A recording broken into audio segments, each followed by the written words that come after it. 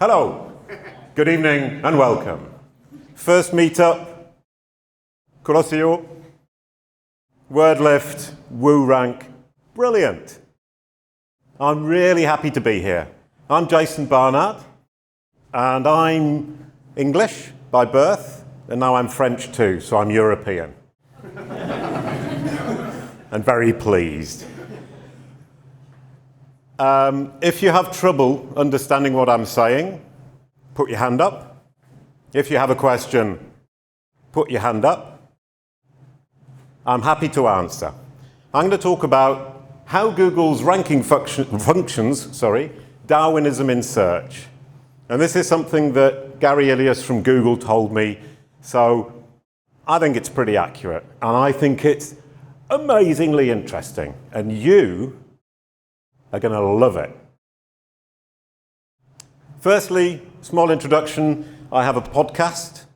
If you want to listen to that, I've got some good old-fashioned business cards in my pocket. I just interviewed Andrea, who did a brilliant interview, absolutely wonderful. Take a photo if you want to go and listen to them. There are 75 episodes, and it's really, really, really good fun. These are some of the guests we've had. You'll probably recognize a few of them. I love doing the podcast. I love learning from these people. And a lot of what I say today are things that these people here have taught me, have allowed me to understand what it is they know about the specifics of Google. In fact, digital marketing. I won't say Google, I will say digital marketing. Here today we're talking only about Google. How does Google's algorithm function? We're looking at SERPs. Here's a SERP. If anyone doesn't know what it is, you probably shouldn't be here. Here's a really boring one. Don't know if you remember, 4 or 5 years ago, this was all we got. This is what a SERP looked like. Lots of blue links, 10. In this case, there aren't 10, but it was 10 blue links. So I will talk about the traditional 10 blue links. But today, the 10 blue links hardly ever exist. It's turned into something like this. Now, I've been working on my personal brand SERP for 5 years. And I've managed to get a really nice SERP with on the right, we have the knowledge panel, we have the Twitter boxes, we have the images, we have the video. This is what we're more used to seeing today. Google's going multimedia. Google wants to show this multimedia content. One of its problems is that the multimedia content that is out there is not sufficiently good. It doesn't bring sufficient value to its users in resolving their problem or answering their question, because you have to remember that when you type a query into Google, you're asking a question or telling it you have a problem that needs solving, and Google wants to bring you the answer or the solution as quickly and as efficiently as possible. And sometimes that's going to be multimedia. It's less and less the case of a blue link that really helps you quickly and efficiently. Let's have a closer look at this part. The Twitter boxes. How did I get those? I spent a year tweeting every single day. But you can get it, and this is what's really nice here. If you look at this number at the bottom, 51 seconds. I can get something new onto my personal brand SERP in 51 seconds. In fact, my record is 15 seconds. That's a phenomenal amount of control, and it's really interesting if you're interested as a brand in controlling what people see when they search your brand name. And don't forget, it's potential clients, but it's also your existing clients. Keeping them on board is just as important, if not more so, than creating the new client base. And the bottom half, we've got the videos. What did I do? I made videos for a year. It takes time. And the reason Google is putting this up here is because it feels that those videos and those Twitter boxes have value for its users when they're searching for my name.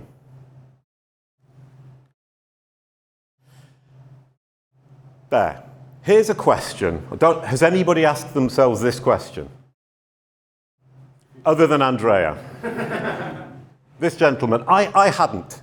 I've got this as the duh face. Because when Gary Illis explained this system to me, I thought, why didn't I ask that question? And it's all about how Google calculates rankings. Come back to the blue links. We have a ranking factors with scores. Topicality, quality, speed, entities, rank, brain, structured data, freshness, and other ones. The ones I've written here are ones that Gary Illis confirmed influence strongly the position your pages have in the SERPs. A another, I've got no idea what the other ones are. I'm sure you've got ideas, and you can make them up if you don't. For page A, for the query, it will give all these scores, and it will multiply them together to get a total score. Why have I written bid if I'm saying score? Because Google used the term bid. And it's not bid in a monetary sense. It's not bid in the sense how much is somebody paying. It's bid in the terms of the value it can bring to Google's user in the context in which they find themselves. So every single blue link is bidding for that top spot. If you have a score under 1 in any of the individual ranking factors, or in any of the individual factors that affect the rankings, you will tank. If anybody's good at maths, when you multiply and one of the numbers is under 1, you end up, excuse me, I'm sorry, I'm getting in the way. You end up tanking your score. So it's much better to be a straight C student than 3 A's and an F. So if you want to improve your rankings, and this is a handy tip that's got nothing to do with this talk directly, if you want to improve your rankings, identify where you're weakest and improve that. If you've got 100,000 links, one extra link makes very little difference. If you've got one link, one extra link makes a lot of difference. It ends up with this. What we used to have 3 or 4 years ago. The 10 blue links ranked by order of the bid they have given for the value they will bring to the user in the context that user finds itself in. Then what does it do? It filters. It has a secondary algorithm that filters the results and rescores those top results to make sure that nothing gets through, that it's completely inappropriate. And we have the final bids. And we have this incredibly boring 10 blue link SERP. This is mine, by the way. This is my company, so I'm not kind of criticizing anybody. I have the 10 blue links. My company, CaliCube, hasn't yet posted videos for a year or tweeted for a year. I did that for myself. This is the big question that I now ask myself pretty much every day. And it makes me think about the content I'm creating or I'm telling my clients to create. Rather than thinking, oh, I'll write a blog because I'll get a 10 blue link, think about it. There are less and less blue links on that first SERP. And the people you are competing with, the brands you are competing with, are also writing blogs and competing for those 10 blue links. And it's very difficult. We'll see now how the rich elements, how the multimedia ties in the ranking algorithm. Web, news, images, video, feature snippet, Twitter boxes. They all have the same system. They all have ranking factors that are multiplied across to give a final score, which we will call bid, for a place on that SERP. Now, as you can see here, by the way, all these numbers are made up. It might be 100 million. It might be 20,000. I've got no idea. The numbers are made up just to demonstrate how this functions. Does that make sense? Each, what I call now candidate set, each multimedia type or each multimedia element is a candidate set that sends its bid through to that main algorithm, which we've already got the 10 blue links. And it says, if I can outbid, if I can bring more value to your user Google in the context in which they find themselves, for the question they have asked, or the problem they need to solve, if I have that bid and I can beat the #1 top blue link, I get a place. That's how you drive those rich snippets, those rich elements. So if you want to break in, don't write a blog. If a video is appropriate for the problem the person has, and that video provides a solution to Google's user, make a video. You leapfrog everything else. And if you think about the featured snippets, we've been saying for years now, they leapfrog. You're in 4th position or 5th position, and you leapfrog above because it has that value, it has that bid. It's better than that first result. That's why it gets the featured snippet. So we have that. Doesn't that make so much more sense? Well, it does to me. That's all right. I can see people going, what? No. We have the final result. We had the featured snippet that outbid the top blue link. We have the images that outbid the top blue link. We have the video that outbid the top blue link. Go back, you can see that all in green. And that's how Google makes these multimedia SERPs. And if you think about it, there isn't any other way they can do it at scale. They can't write individual algorithms that have specific rules for getting in that SERP. They have to do it this way. I would say that is Darwinistic. If you are stronger, bring more value to the user in the context they find themselves in, you get a place, and you kill a blue link. Because when you get that place as a rich element, a blue link disappears off the bottom of the SERP. If you get the video boxes here, we can see immediately it takes 2 places. One blue link has dropped off the bottom of the page onto page 2. So when we now say the blue links are slowly disappearing, they're disappearing because of this. Will the blue links die out?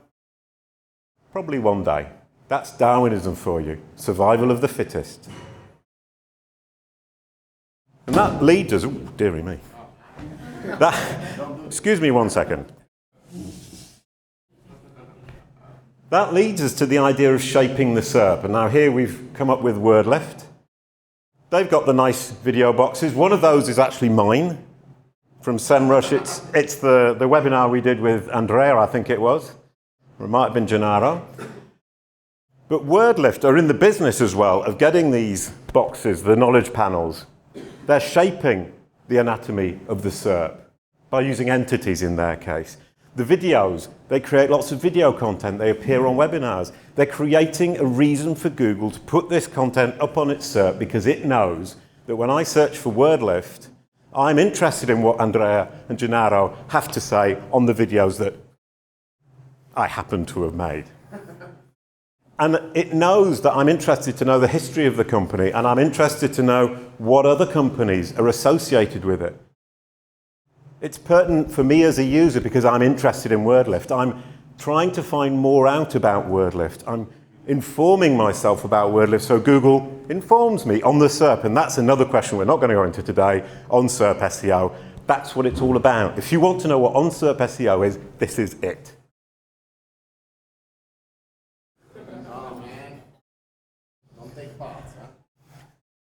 I don't mind who wins. But this is a really nice example that I thought I'd bring to Rome with me. We have the 2 football teams. The results at the top are pertinent for the user. They have made a bid for that place because Google knows that those are interesting for somebody who's searching for these football teams. They are pertinent for my need, which is to know what's happening, latest news of. The videos, obviously, I'm a football fan, I want to watch videos, so it's pertinent. And they make loads of videos, or they appear in loads of videos. So there is the content, and that's what I come back to making those blue links. Instead of hitting those blue links, aiming to get those blue links, make the content that will fill these SERPs with joy and wonder and glorious beauty. And if you look at the bottom, we were talking about it earlier on, we have AS Roma have their brand website, their corporate website. Lazio have the Twitter boxes. So Lazio have spent the last year tweeting like I did for a year. and Roma didn't. So here we have an example of a rich SERP where these elements have outbid the initial blue link, which is still there. We can see it there, and we can see it here. The blue link is still there, but it's been completely dominated by these rich elements, because that's what users want. That's what Google's users want. And never forget that the people coming to your site from Google aren't your users, they're Google's clients. You can read the article which goes into more detail here. I'll let you take a photograph. And while you're taking the photograph, I will entertain by singing my SEO song. SEO is AO. Thank you, everyone.